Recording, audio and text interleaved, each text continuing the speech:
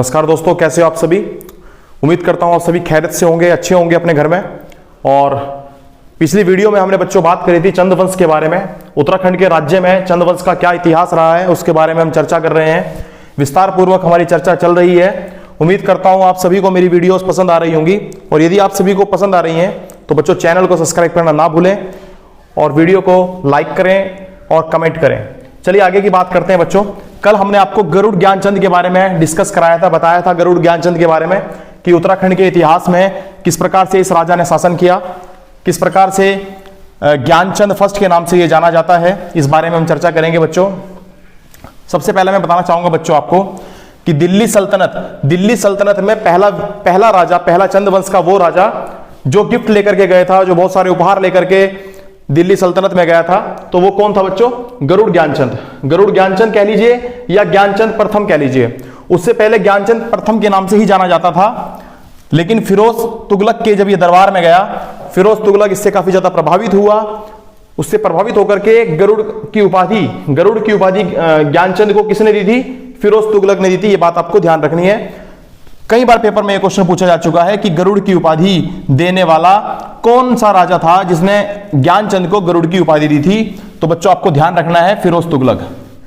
चलिए बच्चों उसके बाद आगे थोड़ी बात करते हैं। गरुड़ ज्ञानचंद का एक सेनापति था जिसका नाम था नीलू कठायत।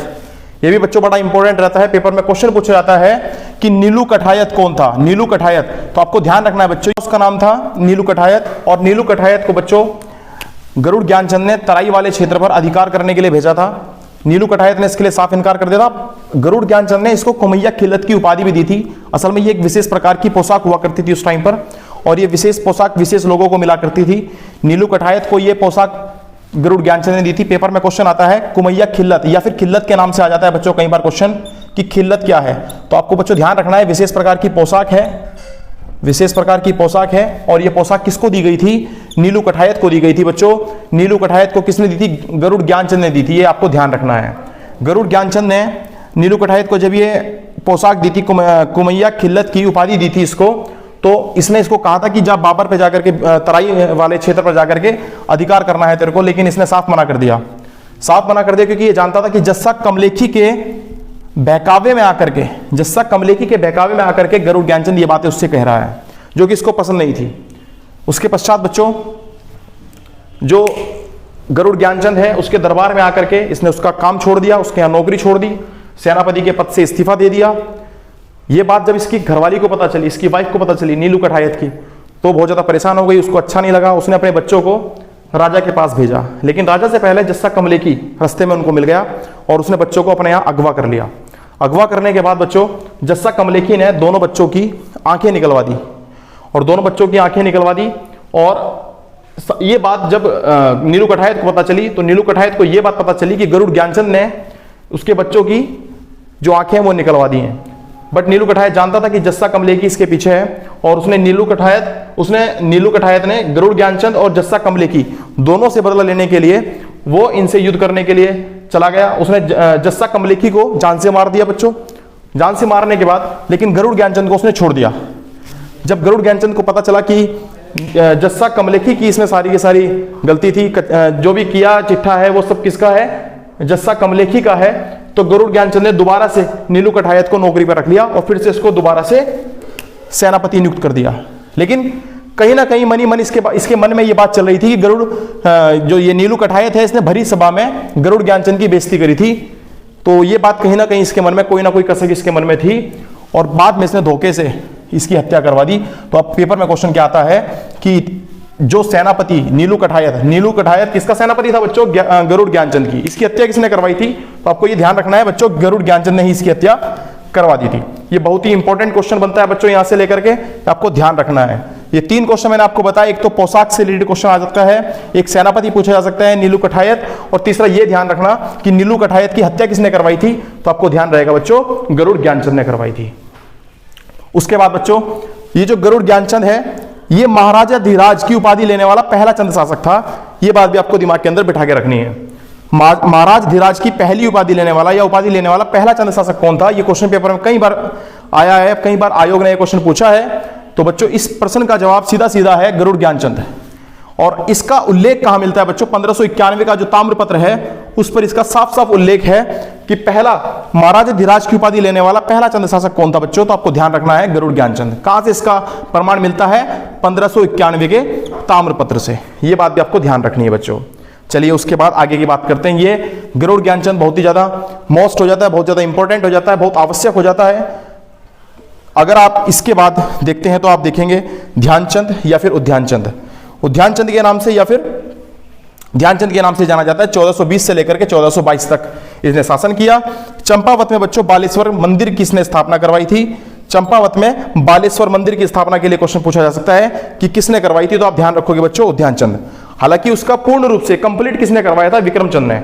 विक्रमचंद आगे के शासकों में आएगा, इसके बारे में अभी चर्चा करेंगे हम, लेकिन उससे पहले आपको ध्यान रखना है उद्यानचंद ने क्या करा था बच्चों? चंपावत में बालेश्वर मंदिर की स्थापना करवाई थी। इसका काम जो है वो कंप्लीट किसने करवाया था? ये विक्रमचंद ने करवाया था। ये बात भी आपको दिमाग के अंदर बिठा के रखनी है। पेपर में कई बार क्वेश्चन पूछा जाता है कि उस राजा का नाम बताइए, उस चंद्र राजा का नाम बताइए जिसने बालेश्वर मंदिर का जीर्णोद्धार किया था। तो आप ध्यान रखेंगे बच्चों ये कंप्लीट किसने कराया था?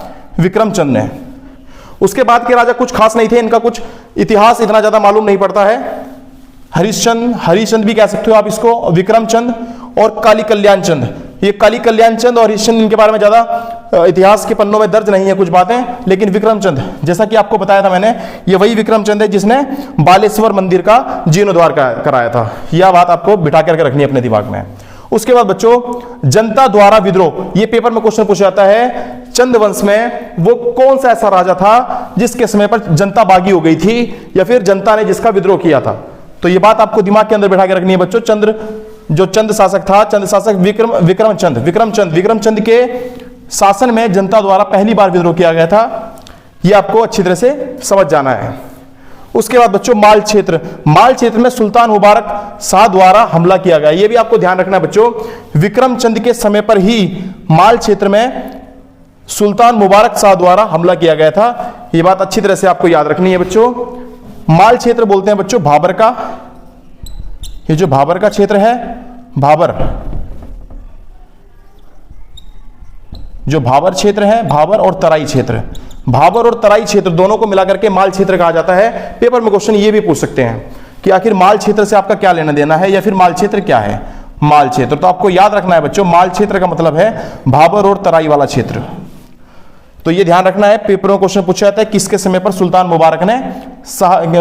मुबारक शाह द्वारा हमला किया गया था। तो आप ध्यान रखोगे विक्रमचंद के समय पर। उसके बाद बच्चों भारती चंद के बारे में बात करते हैं। भारती चंद्र का जो इतिहास है, जो शासन है, 1437 से लेकर के 1477 तक चला। और बच्चों ये पहला ऐसा शासक था जिसने 12 साल तक डोटी के राजा किससे? नागमल से युद्ध किया। और बाद में वहां पर, क्योंकि आप जानते हो बच्चों ये मांडलिक राजा हुआ करते थे। मांडलिक मैंने आपको बताया था, मांडलिक राजा। और मांडलिक राजा का मतलब होता है बच्चों वो राजा जो एक छोटा राजा जो बड़े राजाओं को क्या करता है बच्चों? टैक्स देता है। टैक्स के रूप में कुछ पैसा अदा करता है, कुछ नकदी पुरस्कार, कुछ नकदी पैसा जमा करता है, कुछ टैक्स देता है, कुछ कर देता है। तो ऐसा राजा कौन था? बाकी सारे राजा ऐसे थे, ये पहला ऐसा राजा था भारती चंद जिसने कि डोटी के राजा नागमल को साफ इनकार कर दिया था कर देने से। तो पेपर में क्वेश्चन पूछा जा सकता है किसने डोटी के राजा को या मांडलिक राजाओं की जो ओहदा था उसको ठुकरा दिया था, कर देने से मना कर दिया था। तो आपको याद रखना है वो पहला चंद शासक कौन था बच्चों? भारती चंद। इसका इतिहास पूछा जाए ध्यान रखना बच्चों 1437 से लेकर के 1477 तक। और 12 साल तक इसने युद्ध किया किसके साथ में? डोटी के राजा। और फिर इसने जो है वो पूर्ण रूप से चंदों को स्वतंत्र करा दिया। तो पेपर में क्वेश्चन ये भी बनता है कि चंदों को स्वतंत्र कराने वाला राजा कौन था? तो आप ध्यान रखेंगे बच्चों भारती चंद। भारती चंद वो राजा था जिसने डोटी के राजा नागमल को युद्ध में हरा दिया था। 12 सालों तक ये युद्ध चला था और इसने हर जाति के लोगों को लेकर के सेना तैयार करी थी। पेपर में क्वेश्चन पूछा जाता है कि विभिन्न जातियों से सेना को तैयार करने वाला पहला चंद शासक कौन था? तो ये भी आपको दिमाग के अंदर बिठा के रखना है बच्चों भारती चंद वो पहला ऐसा शासक था जिसने सभी जातियों से लोगों को लेकर के सेना को इकट्ठा किया था और हर जाति से सर्वश्रेष्ठ लोगों को चुना था। और इसने एक ऐसी सेना बना दी थी जिसने, क्योंकि आप जानते हो बच्चों डोटी का राजा उस टाइम महान राजा था, शक्तिशाली राजा था, और ये सब मांडलिक राजा हुआ करते थे। तो मांडलिक राजा की इतनी ताकत नहीं थी इनके पास कि ये डायरेक्ट उसको हरा दिया। तो इसने एक सेना बनाई और सेना बना करके अलग अलग जातियों से लोगों को चुना, और जातियों से चुनने के बाद इसने क्या करा, डोटी के राजा पर के साथ युद्ध लड़ा, हमला किया उस पर और नागमल को हरा दिया था। लेकिन 12 सालों तक चलने वाले इस युद्ध में बहुत कुछ लॉस भी हुआ था और बहुत कुछ इन्होंने पाया भी था, और कुल मिलाकर के चंदों को क्या करा दिया था, आजाद करा दिया था। तो बच्चों आज हमने भारतीय चंद तक का जो चंद वंश का जितना भी हमने शासन है उसके बारे में पढ़ा है। ये वीडियोस हमारी लगातार आपको मिलती रहेंगी, बस आप लोगों का प्यार इसी तरह से बना रहना चाहिए। बाकी की बातें अगली वीडियो में करेंगे। धन्यवाद।